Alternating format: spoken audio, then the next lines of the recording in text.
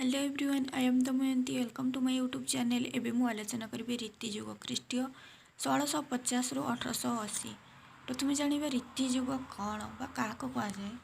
सप्तदश शताब्दीर मध्य भागर ओडिया साहित्यर गति परिवर्तन एक स्वीकृत विषय। संस्कृत आलंकारिक ग्रंथरे रीति एक विशेष अर्थरे प्रयुक्त थिबा देखा जाए एवं सही दृष्टि रीतिर अर्थ ହେଉଛି विशिष्ट पदरचना। यह काव्यर केवल एक बहिरंग आदर्श मात्र कालक्रमे यही रीतिवाद काव्यर अंत सौंदर्यर सार्थक रूपे काव्यर आत्मा रूपे परिगृहित हैला। ओडिया रीतिजुगर भूय विकास बेलू एक आदर्शर स्थिति अनेक परिमाण रे बदली गला। रीति शब्दटी ओडिया भाषा रे समय क्रमे बड़ शिथिल भाव में व्यवहृत होइछि। तापरे राजनीतिक आकाश। आलोच्य जुगर अयरंभ समय रे ओडिशार राजनैतिक आकाश थिला घोर तमसा छन्न। ओडिशार स्वाधीनता थिला मुसलमान शासकंकर प्रधानत्व। ख्रीष्टाब्द 1568 परवर्ती समय ओडिया अफगान मानकर अधीन रही। केते ख्रीष्टाब्द ना 1568 ख्रीष्टाब्द ओडिशा अफगान मानकर अधीन थिला। 1592 मोगल मान अधीन को गला। ओडिशार गजपति राजा केवल नाममात्र खोर्धा और ताहार आखपाख अंचल शासन होई रही थिला। अकबर मृत्यु 1605 पर जहांगीर 1605 रु 1627 को अमल ओडिशा रे विविध मोगल शासन आरंभ होइतिला एवं सही समय ओडिया मोगल साम्राज्य और स्वतंत्र सूबा बा प्रदेश रूपे परिगणित हैला। मोगल दरबार पक्षरु सूबेदार माने नियुक्त होई ओडिशा शासन कार्य परिचालन कले। अकबर मृत्यु परे परे विशाल मोगल साम्राज्य तांकर उदार शासन नीतिमान नाना कारणरू अनुसृत होइगला। अत्याचार लुंठन असहिष्णुता मोगल राजनीतिर हेला मूल मंत्र।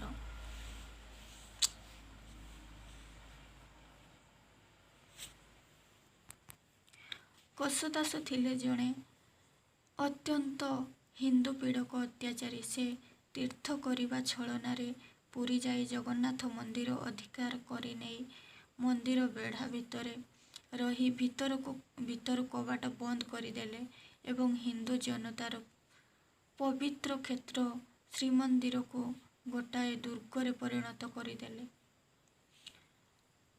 कोशदास जगन्नाथंक भंडार को कोटी कोटी टंकार संपत्ति लुंठन कले मध्य पुरुषोत्तम देवंकर सेथिरे प्रतिरोध करिवार शक्ति नथिला।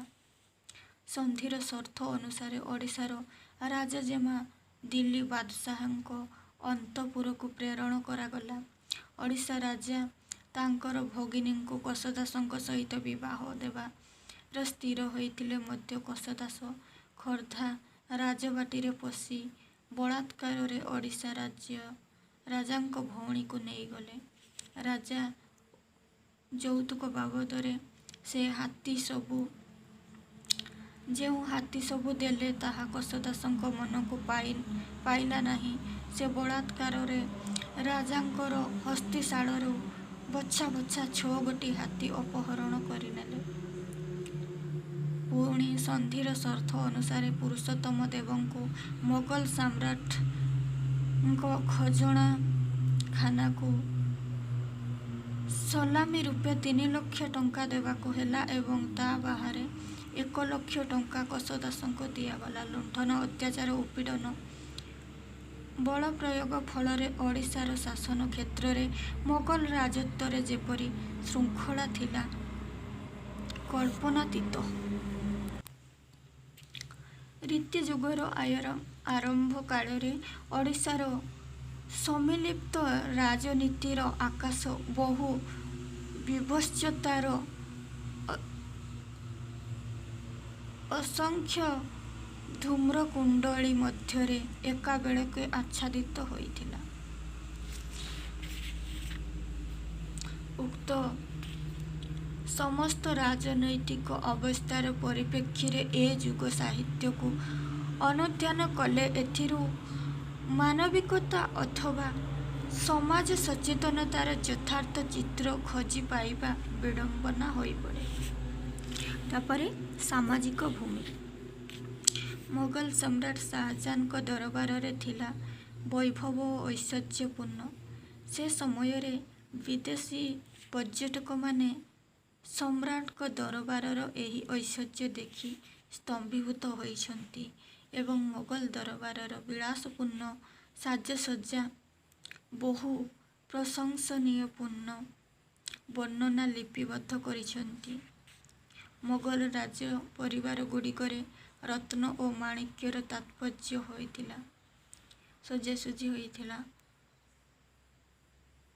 ଶାହଜାହାନ ଥିଲେ ବୈଭବ ଓ ବିଳାସର ପ୍ରତିମୂର୍ତ୍ତି। ଏହାଙ୍କର ଶରୀର ସ୍ୱର୍ଣ୍ଣ ଖଚିତ ବସ୍ତ୍ର, ରତ୍ନହାର ଓ ମଣିକାଞ୍ଚନରେ ଥିଲା ସର୍ବଦା ବିଭୂଷିତ। ଦରବାରର ଅମୀର ଓ କର୍ମଚାରୀମାନଙ୍କର ଜୀବନ ମଧ୍ୟ କମ୍ ବିଳାସପୂର୍ଣ୍ଣ ନଥିଲା।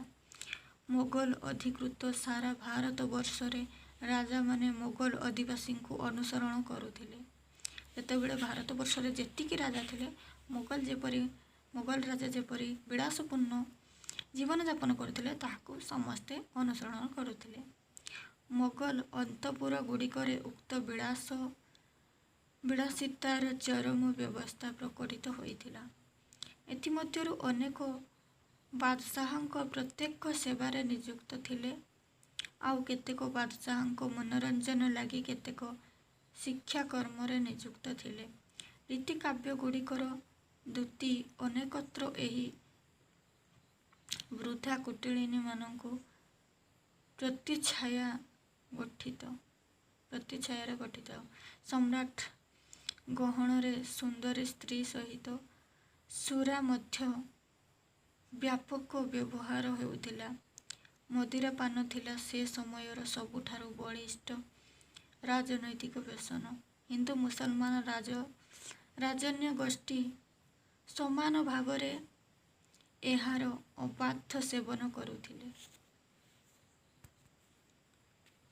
ଓଡ଼ିଆ କାବ୍ୟ ସାହିତ୍ୟରେ ରୀତିଯୁଗର ଉନ୍ମେଷ ବେଳକୁ ଘୁମୁସର ରାଜକବି ଧନଞ୍ଜୟ ଭଞ୍ଜ ଜୀବନର ବିଳାସ ପ୍ରୀତି ଓ ବିଭତ୍ସତାପୂର୍ଣ୍ଣ ଜୀବନଧାରା ମୋଗଲ ଦରବାରର ବିଳାସିତ ପ୍ରଭାବରେ ଏକାନ୍ତ ପ୍ରଭାବିତ ହୋଇଥିବାର ଦୃଷ୍ଟାନ୍ତ ଦେଖିବାକୁ ମିଳେ। ଅନୁଜ ଗୋବିନ୍ଦ ଭଞ୍ଜଙ୍କୁ ଥାଟ ରାଜା ରୂପେ ନିଯୁକ୍ତ କରି ଏବଂ ତାଙ୍କ ଉପରେ ରାଜ୍ୟ ଶାସନ ସମସ୍ତ ଦାୟିତ୍ୱ ନ୍ୟସ୍ତ କରି ସେ ନିଜେ ଆମୋଦ ପ୍ରମୋଦ ଓ ଭୋଗବିଳାସରେ ତଥା କାବ୍ୟ ସାହିତ୍ୟ ଚର୍ଚ୍ଚାରେ ଲିପ୍ତ ରହିଥିଲେ। ତାଙ୍କ ଦରବାର ଥିଲା ବିଳାସମୟ ସଙ୍ଗୀତ ଚର୍ଚ୍ଚାର ପ୍ରାଧାନ୍ୟ କେନ୍ଦ୍ର। ସେଥିରେ ନାନାବିଧ ବାଦ୍ୟଯନ୍ତ୍ର, ବୀଣା, ସିତାର, ପଖୋଜ, ଖଞ୍ଜଣି ବ୍ୟବହାର ହେଉଥିଲା। ସେତେବେଳେ ଓଡ଼ିଶାର ରାଜପରିବାରଗୁଡ଼ିକରେ ମୋଗଲ ଦରବାରୀ ପ୍ରଭାବରେ ବହୁପତ୍ନୀକତା ଆଦର୍ଶ ରୂପ ବିବେଚିତ ହେଉଥିଲା। ସେତେବେଳେ ବହୁତ ପତ୍ନୀ ଗ୍ରହଣ କରୁଥିଲେ। ତାପରେ ରୀତିଯୁଗର କାବ୍ୟଦର୍ଶ। ରୀତିଯୁଗର କାବ୍ୟର କିପରି ପ୍ରଭାବ ଥିଲା? ରୀତିଯୁଗର କବିମାନେ ସେମାନଙ୍କର ସାହିତ୍ୟ ଅଭିରୁଚି ପୈତୃକ ପରମ୍ପରାର ଉତ୍ତରାଧିକାରୀ ସୂତ୍ରରେ ପ୍ରାପ୍ତ ହୋଇଥିଲେ। କାବ୍ୟ ସାହିତ୍ୟର ପରିଶୀଳନ ଓ ସୃଜନ ସେମାନଙ୍କ ପକ୍ଷରେ କେବଳ ଗୋଟିଏ ବିଳାସ ନଥିଲା, ବରଂ ଥିଲା ଏକ ସ୍ଥାୟୀ କର୍ତ୍ତବ୍ୟ କର୍ମ। ସମାଜର ନାନା ଶ୍ରେଣୀର ବ୍ୟକ୍ତି ଏହି ସରାଳ କର୍ମରେ ଆପଣାକୁ ନିୟୋଜିତ କରୁଥିଲେ ସରଳ କର୍ମରେ। ତେଣୁ ରୀତି ଯୁଗର କବି ଗୋଷ୍ଠୀ ମଧ୍ୟ ରାଜା ଧନଞ୍ଜୟ ଭଞ୍ଜ, ରାଜପୁତ୍ର ଉପେନ୍ଦ୍ର ଭଞ୍ଜ, ପଣ୍ଡିତ ସଦାନନ୍ଦ, କବିସୂର୍ଯ୍ୟ, ରସିକ ଅଭିମନ୍ୟୁ ପାଠକ ଯେପରି ଲକ୍ଷ୍ୟ କଲେ ସେହିପରି ଲେଖେ ବୈରାଗୀ ଭକ୍ତଚରଣଙ୍କୁ, ଦୀନ ଦରିଦ୍ର କୃଷ୍ଣଦାସଙ୍କୁ, ଯଦୁମଣିଙ୍କୁ। ସମାଜର ସବୁ ସ୍ତରର ପ୍ରତିଭାଶାଳୀ ପୁରୁଷ ଏହି କର୍ମରେ ନିୟୋଜିତ ଥିଲେ। କିନ୍ତୁ ସେ ସମସ୍ତଙ୍କର ଆଶ୍ରୟଦାତା ଥିଲେ ଓଡ଼ିଶାର ସାମନ୍ତ ରାଜନ୍ୟ ଗୋଷ୍ଠୀ। କବିମାନେ ଆପଣାର କାବ୍ୟ କଳା ଦ୍ୱାରା ଅନାୟାସରେ ରାଜ ପୃଷ୍ଠପୋଷକତା ଲାଭ କରିଥିଲେ। ଅତଏବ ଏହି ଯୁଗରେ କାବ୍ୟ ରଚନାର ସମସ୍ତ ଗୌରବ କାବ୍ୟ କଳା ଉପରେ ନ ଥିଲେ ସମ୍ପୂର୍ଣ୍ଣ ନିର୍ଭରଶୀଳ। ଏହି କଳାର ସାଧନା ପକ୍ଷରେ ସଂସ୍କୃତ କାବ୍ୟାବଳୀ ଓ ସଂସ୍କୃତ ଆଳଙ୍କାରିକମାନଙ୍କର ପ୍ରତିପାଦିତ ସୌନ୍ଦର୍ଯ୍ୟ ତତ୍ତ୍ୱ ଆଦର୍ଶ ଅବଲମ୍ବନ ରୂପେ ଗୃହୀତ ହୋଇଥିଲା। ରୀତି ଯୁଗର କବିଗଣ ସର୍ବାଂଶରେ ନ ହେଲେ ମଧ୍ୟ ସଂସ୍କୃତ କାବ୍ୟ ଦର୍ଶନକୁ ଯେପରି ଗ୍ରହଣ କରିଛନ୍ତି, ସଂସ୍କୃତ ଆଳଙ୍କାରିକର ସୌନ୍ଦର୍ଯ୍ୟ ତତ୍ତ୍ୱକୁ ମଧ୍ୟ ସେହିପରି ଅନୁସରଣ କରିଛନ୍ତି। ତାପରେ ଧ୍ୱନିବାଦ। ଭାରତୀୟ କାବ୍ୟଶାସ୍ତ୍ରରେ ଧ୍ୱନିବାଦର ପ୍ରାଧାନ୍ୟ କାବ୍ୟର ଆଭ୍ୟନ୍ତରୀଣ ସୌନ୍ଦର୍ଯ୍ୟ ତତ୍ତ୍ୱ ଉପରେ ପ୍ରତିଷ୍ଠିତ। ସୂଚନାଲବ୍ଧ ଗମ୍ୟମାନ ଅର୍ଥବୋଧକ ପଦାବଳୀ ସାହିତ୍ୟରେ ଚମତ୍କାର ଭାବରେ ସୃଷ୍ଟି କରିବା ଧ୍ୱନି ସମ୍ପ୍ରଦାୟର ଲକ୍ଷ୍ୟ। ଏହି ସୃଷ୍ଟିରେ ବ୍ୟଙ୍ଗାର୍ଥ ବା ଧ୍ୱନି ହିଁ କାବ୍ୟର ପ୍ରଧାନ ସୌନ୍ଦର୍ଯ୍ୟବର୍ଦ୍ଧକ ଉପାଦାନ। ଓଡ଼ିଆ ରୀତି ଯୁଗର କବିଗଣ କାବ୍ୟର ଆଭ୍ୟନ୍ତରୀଣ ସୌନ୍ଦର୍ଯ୍ୟ ପ୍ରକଟନ ଉଦ୍ଦେଶ୍ୟରେ ବସ୍ତୁ ଅଳଙ୍କାର ଓ ରସଧ୍ୱନିର ଯଥାସମ୍ଭବ ପ୍ରୟୋଗ କରିଛନ୍ତି। ତାପରେ ଶୃଙ୍ଗାର ରସର ଶ୍ରେଷ୍ଠତ୍ୱ। ରୀତି ଯୁଗର ସମସ୍ତ କବି କାବ୍ୟରେ ରସ ସୃଷ୍ଟି ଲାଗି ଅଧିକତର ଆଗ୍ରହୀ ଥିବା ମନେହୁଏ। ସେମାନେ ଶୃଙ୍ଗାରାଦି ନବରସ ମଧ୍ୟରୁ କାବ୍ୟର ଅଙ୍ଗା ରସ ରୂପେ ଶୃଙ୍ଗାରକୁ ହିଁ ଗ୍ରହଣ କରିଛନ୍ତି। କବିମାନେ ଶୃଙ୍ଗାର ରସକୁ ଅଧିକ ଗ୍ରହଣ କରିଛନ୍ତି। ଅଙ୍ଗିରସ ରୂପେ ଅଳଙ୍କାର ଶାସ୍ତ୍ରରେ ବୀର ରସର ଯୋଗ୍ୟତା ଥିଲେ ମଧ୍ୟ ଓଡ଼ିଆ ରୀତି କବିଗଣ ବୀର ରସର ପରିବେଷଣ ଲାଗି ଅନୁକୂଳ ପରିସ୍ଥିତି ପ୍ରାପ୍ତ ହୋଇଛନ୍ତି।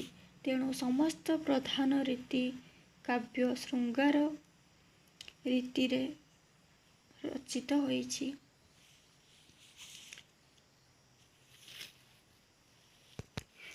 ଧ୍ୱନ୍ୟାଲୋକରେ ଆନନ୍ଦବର୍ଦ୍ଧନ ଉକ୍ତି ଶୃଙ୍ଗାର ଏବଂ ପ୍ରଥମତଃ ପରା ପ୍ରହ୍ଲାଦ ନମସ୍ୟ ଏ ଦିଗରେ ଏକ ଉଲ୍ଲେଖଯୋଗ୍ୟ ସ୍ୱୀକୃତି।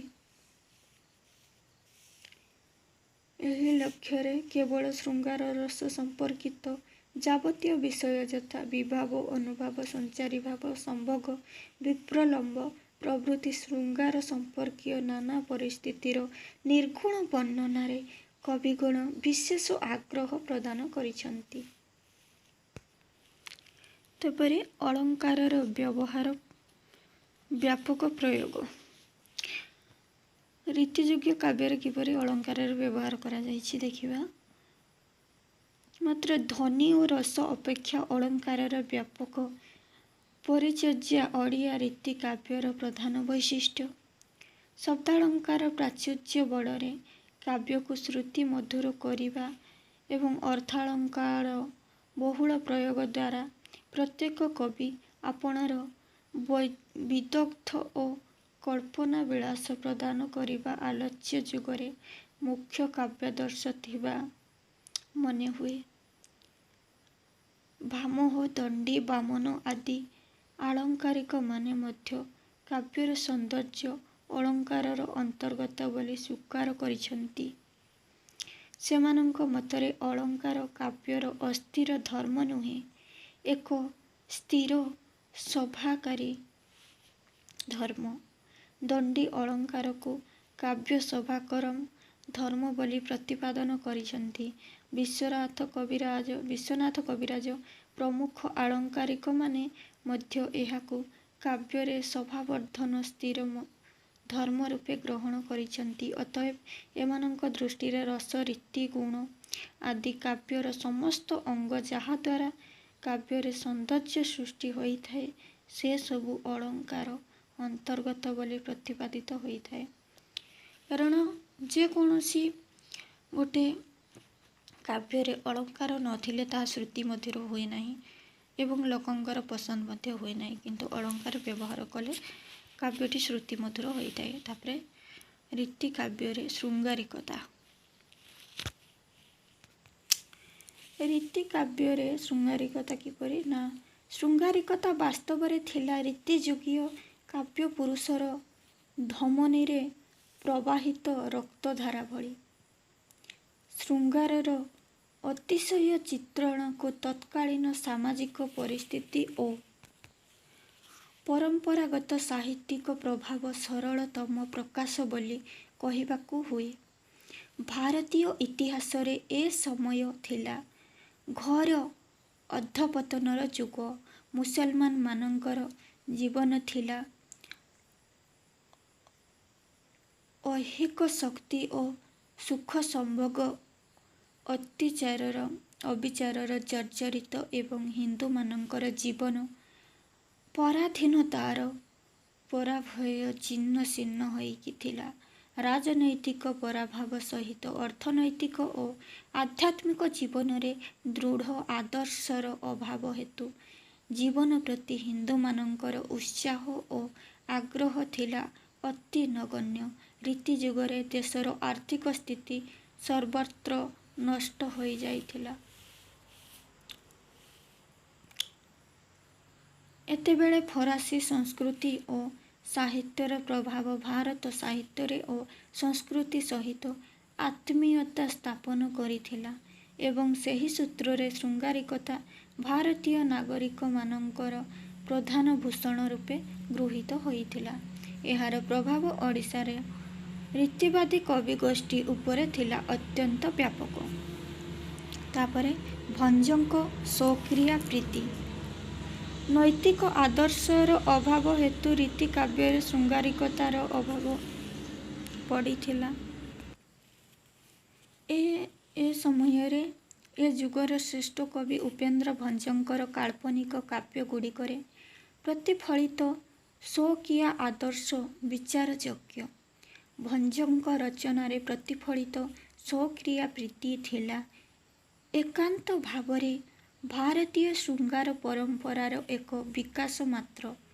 ଏଥିରେ ବହୁ ବାହ୍ୟ ପ୍ରଭାବ ପଡ଼ିଥିଲା ସତ, ତଥାପି ଏହା ମୂଳତତ୍ତ୍ୱ ଥିଲା ପୂର୍ଣ୍ଣତଃ ଭାରତୀୟ। ଭାରତୀୟ ଶୃଙ୍ଗାରର ପରମ୍ପରାରେ ପ୍ରେମର ପୂର୍ବାନୁରାଗ, ସଂଯୋଗ, ପ୍ରବାସ, କରୁଣ ବିପ୍ରଲମ୍ବ ଆଦି ସକଳ ଅବସ୍ଥାର ଚିତ୍ରଣ ମଧ୍ୟ ଏହାର ଗାର୍ହସ୍ୟ ରୂପ ବିଶେଷ ମର୍ଯ୍ୟାଦା ଲାଭ କରିଥିଲା। ତାପରେ ଧାର୍ମିକ ମଞ୍ଚ। ଏସବୁ ସତ୍ତ୍ୱେ ରୀତି ଯୁଗରେ କବି ଚେତନାର ଇନ୍ଦ୍ରିୟ ପ୍ରେମ ଓ ପ୍ରଶସ୍ତର ଧାର୍ମିକ ମଞ୍ଚ ଉପରେ ପ୍ରକଟିତ ହୋଇଥିଲା। ଏହି ଯୁଗରେ ଭକ୍ତି ଭାବନା ଓ ଧର୍ମ ମତବାଦ ବାସ୍ତବରେ ଶୃଙ୍ଗାରିକତାର ଥିଲା ଏକ ପ୍ରାଧାନ୍ୟ ଅଙ୍ଗ। ସେ ସମୟରେ ଶୃଙ୍ଗାରିକତା ସହିତ ଧର୍ମ ମଧ୍ୟ ବହୁତ ଭାବରେ ଥିଲା। ଜୀବନରେ ଅତିଶୟ ରସିକତା ଫଳରେ ଯେତେବେଳେ କବିର ଚେତନାଶୀଳ ବ୍ୟକ୍ତିତ୍ୱ ବିକୃତ ହୋଇ ଉଠିଲା, ସେତେବେଳେ ରାଧାକୃଷ୍ଣ ଓ ରାମସୀତାଙ୍କର ଚରିତ୍ର ବର୍ଣ୍ଣନା ଦ୍ୱାରା ମାଧ୍ୟମରେ କବିଙ୍କର ଧର୍ମ ଭୀରୁ ମନ ଆଶ୍ୱାସନା ଲାଭ କରିଥିଲା। ଏ ଦୃଷ୍ଟିରୁ ରୀତିଯୁଗୀୟ ଧାର୍ମିକ ଓ ଭକ୍ତି ମୁଖ୍ୟତଃ ଥିଲା କବି ପକ୍ଷରେ ଏକ ସାମାଜିକ ରକ୍ଷା କବଚ। ତାପରେ ସାଙ୍ଗୀତିକତା। ରୀତି କାବ୍ୟରେ ସାଙ୍ଗୀତିକତା କିପରି ଥିଲା? ରୀତି ଯୁଗର ବିଳାସ ଛାନ୍ଦ ସାହିତ୍ୟ ଓଡ଼ିଆ ଜାତିର ପରମ୍ପରା ସୂତ୍ରରେ ପ୍ରାପ୍ତ ଏକ ପ୍ରଧାନ ସମ୍ପଦ ବୋଲି ପରିଗଣିତ ହୋଇଥାଏ। କବିଗଣ ଅବାଧରେ ଛାନ୍ଦ ପରେ ଛାନ୍ଦ ସୃଷ୍ଟି କରି ଆପଣାର କବି ବୈଚିତ୍ର୍ୟକୁ ଯେ ସନ୍ତୁଷ୍ଟ କରିପାରିଛନ୍ତି, ତାହା ମୁଖ୍ୟତଃ ସେମାନଙ୍କର ବ୍ୟାପକ ସଙ୍ଗୀତ ଚର୍ଚ୍ଚାର ଅମୃତମୟ ଫଳ। ବିଭିନ୍ନ ରାଗ ରାଗିଣୀ ଯୁକ୍ତ ଓ ମଧୁର ରସବୋଧରେ ଆମୋଦିତ କରିପାରିଛି। ସେ ସମୟର ସଙ୍ଗୀତ ଗୁଡ଼ିକ ସବୁକିଛି ରୀତି ରାଗ ଓ ବକ୍ରୋକ୍ତି ଅଳଙ୍କାର ଦ୍ୱାରା ବହୁତ ସୁନ୍ଦର ଭାବରେ ବର୍ଣ୍ଣନା କରାଯାଇଛି। ତାପରେ ପ୍ରକୃତି ଚିତ୍ରଣ। ସେ ସମୟରେ ପ୍ରକୃତିର କିପରି ଚିତ୍ରଣ କରାଯାଇଥିଲା? ରୀତି ଯୁଗର କବିମାନେ ପ୍ରକୃତିର ବ୍ୟବହାର ରୂପେ କେବଳ ମୁଗ୍ଧ ହୋଇଛନ୍ତି। ରୀତି କାବ୍ୟରେ ବର୍ଣ୍ଣିତ କଥାବସ୍ତୁର ପୃଷ୍ଠଭୂମି ରୂପେ ପ୍ରକୃତିର ବର୍ଣ୍ଣନା କରାଯାଇଛି। ରୀତି କବି ନିକଟରେ ପରିଦୃଶ୍ୟମାନ ପ୍ରକୃତି ଆତ୍ମକୈନ୍ଦ୍ରିକ ନ ହୋଇ ଉଠିଛି ବସ୍ତୁକୈନ୍ଦ୍ରିକ। ପ୍ରକୃତିର ଉପାଦାନଗୁଡ଼ିକୁ ପାତ୍ର ପାତ୍ରୀମାନଙ୍କର ବିଭିନ୍ନ ଅଙ୍ଗ ପ୍ରତ୍ୟଙ୍ଗ ସହିତ ତୁଳନା କରିବାରେ ରୀତି କବିର ରୁଚି ପରିଚାଳିତ ହୋଇଛି। ପ୍ରକୃତିକୁ ପୃଷ୍ଠପଟଳରେ ରଖି ନାୟକ ନାୟିକାର ହାବଭାବ, ଦୁଃଖ ସୁଖ, ମିଳନ ବିରହ, ମାନସିକ ଚିତ୍ର ବର୍ଣ୍ଣନା କରିଛନ୍ତି। ତାପରେ ଗତାନୁଗତିକ ଧାରା। ରୀତି କାବ୍ୟଗୁଡ଼ିକ ଗୋଟିଏ ଧାରାବଦ୍ଧ ନୀତିରେ ପରିଚାଳିତ ହେଉଥିବାର ଦେଖାଯାଏ। ଅଧିକାଂଶ ରଚନା ସଂସ୍କୃତ ଆଳଙ୍କାରିକମାନଙ୍କ ଦ୍ୱାରା ନିର୍ଦ୍ଦିଷ୍ଟ ମହାକାବ୍ୟର ଲକ୍ଷଣାବଳୀକୁ ଅନୁସରଣ କରିଛି। ରୀତି କାବ୍ୟର ପାତ୍ରପାତ୍ରୀ ସଦ୍ବଂଶଜାତ ଉଚ୍ଚ କୁଳଭୂତ। କାଳ୍ପନିକ କାବ୍ୟଗୁଡ଼ିକର ନାୟକ ନାୟିକା ସର୍ବତ୍ର ରାଜବଂଶଜ। କାବ୍ୟର ଆରମ୍ଭ ମଙ୍ଗଳାଚରଣରେ କାବ୍ୟର ନିର୍ବିଘ୍ନ ପରିସମାପ୍ତି ଲାଗି ଇଷ୍ଟଦେବୀଙ୍କ କୃପାଭିକ୍ଷା, ଇଷ୍ଟଦେବୀଙ୍କ ଉପଦେଶରେ ନମସ୍କାର ଜ୍ଞାପନ, ସାଧୁ ଓ ସ୍ତୁତି ଏବଂ ଖଳନିନ୍ଦାରେ କାବ୍ୟ ଆରମ୍ଭ ହୋଇଛି। ନାୟକ ନାୟିକାର ଜନ୍ମ ବୃତ୍ତାନ୍ତ, ବାଲ୍ୟ କୈଶୋର,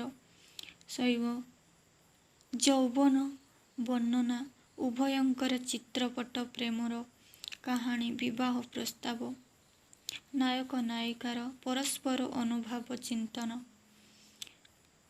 ବିବାହ ବନ୍ଧନରେ ପରସ୍ପର ଆବଦ୍ଧ ହୁଅନ୍ତି। ଏହା କିନ୍ତୁ ଗତାନୁଗତିକ କାବ୍ୟ ରୀତିର ଅବସମ୍ଭାବୀ ପରିମାଣରେ ବୋଲି ମନେ ହୁଏ। ତାପରେ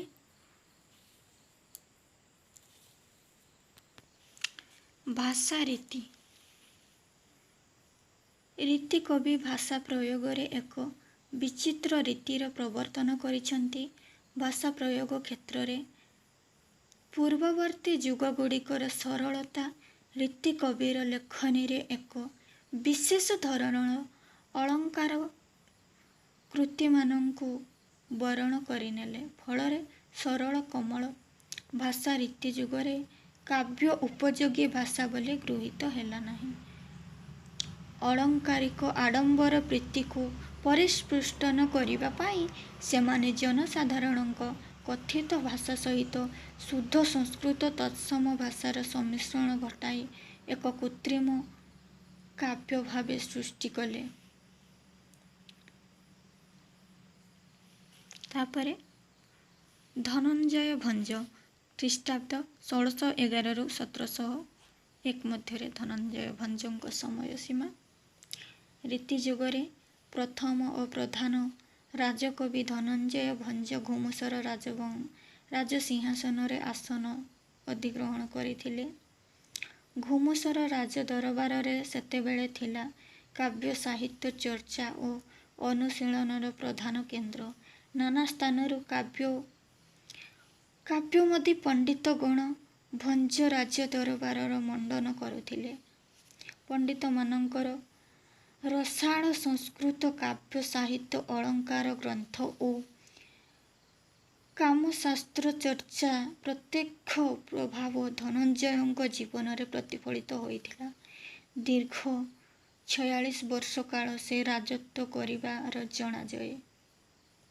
ସେ ବହୁ ନାରୀ ବିବାହ କରିଥିଲେ। ଘୁମୁସର ଭଞ୍ଜ ରାଜାମାନଙ୍କ ଚରିତ୍ର ବର୍ଣ୍ଣନା କରି ଲେଖା ହୋଇଥିବା ଭଞ୍ଜ ବଂଶାନୁ ରଚିତ ନାମକ କ୍ଷୁଦ୍ର ପୋଥିର ବର୍ଣ୍ଣନା ଅନୁଯାୟୀ ଧନଞ୍ଜୟ ଭଞ୍ଜଙ୍କ ବିଳାସତା ଓ ନାରୀ ସମ୍ଭୋଗ ପ୍ରୀତି ଥିବାର ଅତ୍ୟନ୍ତ ଜଣାଯାଏ। ଧନଞ୍ଜୟ ଭଞ୍ଜ ଥିଲେ ବହୁତ ବିଳାସମୟ ରାଜା। ତାପରେ ଘୁମୁସର ଭଞ୍ଜବଂଶୀୟ କବିଗଣ କିଏ କିଏ ଥିଲେ ନା, ଏକରେ ଲୋକନାଥ ବିଦ୍ୟାଧର। କବି ଲୋକନାଥ ବିଦ୍ୟାଧର ବାଣପୁର ନିକଟବର୍ତ୍ତୀ ସ୍ଥାନରେ ଜନ୍ମଗ୍ରହଣ କରିଥିଲେ ଏବଂ ରାଜା ଦିବ୍ୟସିଂହ ଦେବଙ୍କ ସମସାମୟିକ ଥିଲେ। ରୀତି ଯୁଗର ଅନ୍ୟତମ ବିଶିଷ୍ଟ କବି ରୂପରେ ଏହାଙ୍କର ରଚନାବଳୀ ଆଳଙ୍କାରିକ ଚାତୁର୍ଯ୍ୟ ଓ ଶୃଙ୍ଗାର ରସ ଚିତ୍ରଣରେ କୃତିତ୍ୱ ଅର୍ଜନ କରିଛନ୍ତି। ତାପରେ ଭୂପତି ପଣ୍ଡିତ। ପ୍ରେମ ପଞ୍ଚାମୃତ ଗ୍ରନ୍ଥର ରଚୟିତା ଭୂପତି ପଣ୍ଡିତ ଥିଲେ ପଶ୍ଚିମା ସାରସ୍ୱତ ବ୍ରାହ୍ମଣ। ପୁରୀ ରାଜା ଦିବ୍ୟସିଂହ ଦେବଙ୍କ ଠାରୁ ଜାଗିର ପାଇ ସେ କଟକ ଜିଲ୍ଲାର ରଥପୁର ଗ୍ରାମରେ ବାସ କରୁଥିଲେ। ସେ ଗୋପୀ ପ୍ରେମର ପରାକାଷ୍ଠା ପ୍ରଦର୍ଶନ କରିବା ଉଦ୍ଦେଶ୍ୟରେ ପ୍ରେମ ପଞ୍ଚାମୃତ ରଚନା କରିଥିବାର ଜଣାଯାଏ। କବି ଦିବ୍ୟସିଂହ ଦେବଙ୍କ ସମସାମୟିକ ଥିଲେ। ତେଣୁ ଖ୍ରୀଷ୍ଟ 1650 ପରବର୍ତ୍ତୀ ସମୟରେ କବିଙ୍କର ଆବିର୍ଭାବ ଘଟିଥିବାର ଜଣାଯାଏ। ପ୍ରେମ ପଞ୍ଚାମୃତର ଭାଷା ସରଳ ସହଜ ଓ ସୁବୋଧ୍ୟ ଥିଲା। ପ୍ରେମ ପଞ୍ଚାମୃତର ବିଷୟ ଯୋଜନାରେ କବିଙ୍କର ମୌଳିକ ପରିକଳ୍ପନା ପରିଦୃଷ୍ଟ ହୁଏ। ତାପରେ ଉପେନ୍ଦ୍ର ଭଞ୍ଜ 1980 1720 ମଧ୍ୟରେ। ରୀତି ଯୁଗରେ ସର୍ବଶ୍ରେଷ୍ଠ କବି ଉପେନ୍ଦ୍ର ଭଞ୍ଜ ଜନ୍ମ ହୋଇଥିଲେ ଘୁମୁସର ରାଜ୍ୟର ଭଞ୍ଜ ରାଜବଂଶରେ। ତାଙ୍କ ପିତା ନୀଳକଣ୍ଠ ଭଞ୍ଜ ସେ କବି ଥିଲେ ଓ ଖ୍ୟାତ ରଘୁନାଥ ବିଳାସ ଗ୍ରନ୍ଥ। ତାଙ୍କର ପିତା ନୀଳକଣ୍ଠ ଜଣେ କବି ଥିଲେ ଏବଂ ବିଖ୍ୟାତ ରଘୁନାଥ ବିଳାସ ଗ୍ରନ୍ଥର ବିଳାସୀ କବି ରାଜା ଧନଞ୍ଜୟ ଭଞ୍ଜଙ୍କ ଥିଲେ କନିଷ୍ଠ ପୁତ୍ର। ପ୍ରତିଭାଶାଳୀ କବି ଉପେନ୍ଦ୍ର ଭଞ୍ଜ ବାଲ୍ୟକାଳ ଦରବାରୀ ବିଳାସତାର ସମସ୍ତ ଆଡ଼ମ୍ବର ଭିତରେ ଅତିବାହିତ ହୋଇଥିଲା ଏବଂ ରାଜଦରବାର ସୁଲଭ ସାହିତ୍ୟ ସଙ୍ଗୀତ ଚର୍ଚ୍ଚାରେ ବାଲ୍ୟକାଳରୁ ତାଙ୍କର ପ୍ରବଣତା ସୃଷ୍ଟି ହୋଇଥିଲା। ଭଞ୍ଜ ରାଜବଂଶର ଉତ୍ତରାଧିକାରୀ ଘେନି ସେତେବେଳେ ବହୁ ନାରକୀୟ ଓ ବିଭତ୍ସ ଲୀଳା ସଂଘଟିତ ହୋଇଥିଲା। ଉପେନ୍ଦ୍ର ଭଞ୍ଜଙ୍କ ପିତା ନୀଳକଣ୍ଠ ହେଲେ ଘୁମୁସରର ରାଜା, କିନ୍ତୁ ଘନଭଞ୍ଜ ନୀଳକଣ୍ଠଙ୍କୁ ରାଜ୍ୟରୁ ବିତାଡ଼ିତ କରି ଘୁମୁସର ରାଜସିଂହାସନ ଆହରଣ କରିଥିଲେ।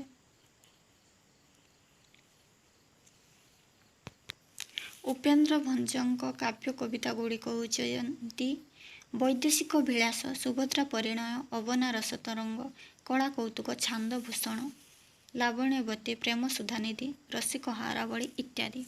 ତାପରେ ବୃନ୍ଦାବତୀ ଦାସୀ ଆଉ ଜଣେ ଅଛନ୍ତି ହଳଧର ପଟ୍ଟନାୟକ। ଆଧ୍ୟାତ୍ମିକ ରାମାୟଣର ଅନୁବାଦ କ୍ଷେତ୍ରରେ ହଳଧରଙ୍କ ଗ୍ରନ୍ଥର ସର୍ବପ୍ରାଚୀନ ବୋଲି ମନେ ହୁଏ। ସଂକ୍ଷେପରେ ସମଗ୍ର ରାମଚିତ୍ରର ବିଷୟବସ୍ତୁ ଜନସାଧାରଣଙ୍କ ନିକଟରେ ସହଜ ସରଳ ଭାବବୃତ ଭାବରେ ଚତୁର୍ଥ ସାକ୍ଷାରୀ ବଳିରେ ରଚନା କରି ଓଡ଼ିଶାରେ ରାମଚରିତ୍ର ଓ ରାମଭକ୍ତିର ପ୍ରସାର ଘଟାଇଥିଲେ। ହଳଧର ସେ ଖୋର୍ଦ୍ଧା ରାଜା ଗଜପତି ମୁକୁନ୍ଦ ଦେବଙ୍କ ସମସାମୟିକ ଥିଲେ। ତାପରେ ବୃନ୍ଦାବତୀ ଦାସ ଖୋର୍ଦ୍ଧା ରାଜା ଦିବ୍ୟସିଂହ ଦେବଙ୍କ ରାଜତ୍ୱ କାଳରେ ନାରୀ କବି ବୃନ୍ଦାବତୀ ଦାସ ଆବିର୍ଭାବ ହୋଇଥିଲା। 1619ରେ ତାଙ୍କର ପୂର୍ଣ୍ଣତମସ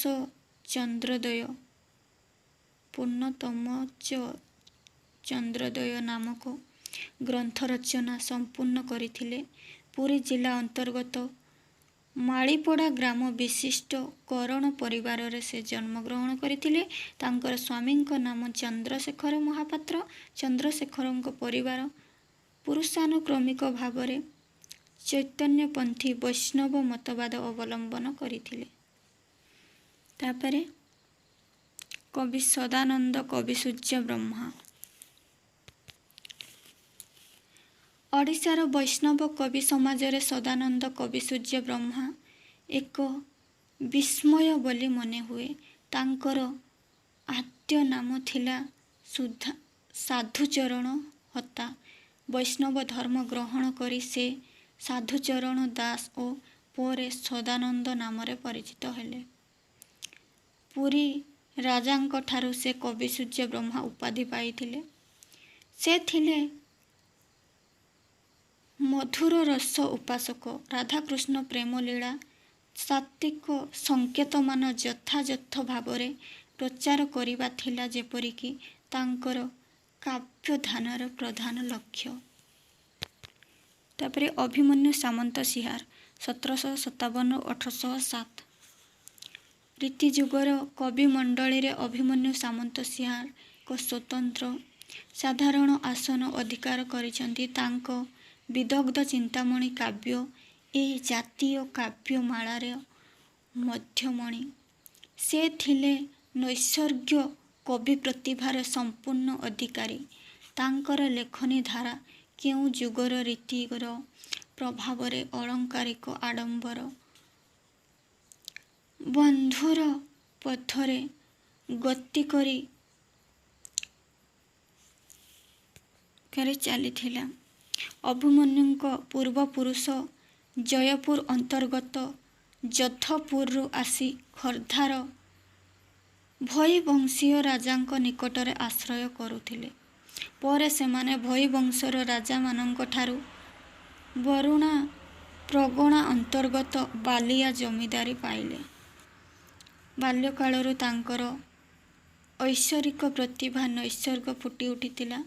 ତାଙ୍କର ଲେଖାଗୁଡ଼ିକ ହେଉଛି ବାଘ ଗୀତ, ଚଢ଼େଇ ଗୀତ, ବୋଲେ ହୁଁଟି ଗୀତ ପ୍ରଭୃତି ତାଙ୍କର ରଚନା। ତାଙ୍କର ଅନ୍ୟ ରଚନା ହେଉଛି ପ୍ରେମ ଭକ୍ତି ଗୀତା, ପ୍ରେମ ଚିନ୍ତାମଣି, ବିଦଗ୍ଧ ଚିନ୍ତାମଣି ଇତ୍ୟାଦି ଅନେକ କବିତା ସେ ରଚନା କରିଛନ୍ତି।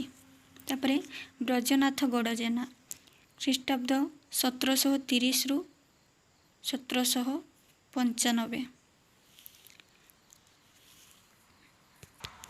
କବି ବ୍ରଜନାଥ ଗଡ଼ଜେନା କବି ଢେଙ୍କାନାଳ ରାଜାଙ୍କ ଆଶ୍ରୟରେ ରହି ଆପଣାର କବିତ୍ୱ ଶକ୍ତି ବିକାଶ ସାଧନ କରିଥିଲେ। ସମର ତରଙ୍ଗ କାବ୍ୟ ଢେଙ୍କାନାଳ ରାଜା ତ୍ରିଲୋଚନ ମହେନ୍ଦ୍ର ବାହାଦୁରଙ୍କ ସହିତ ମରହଟ୍ଟାମାନଙ୍କ ଯୁଦ୍ଧ ପ୍ରସଙ୍ଗକୁ ନେଇ ରଚନା କରିଛନ୍ତି।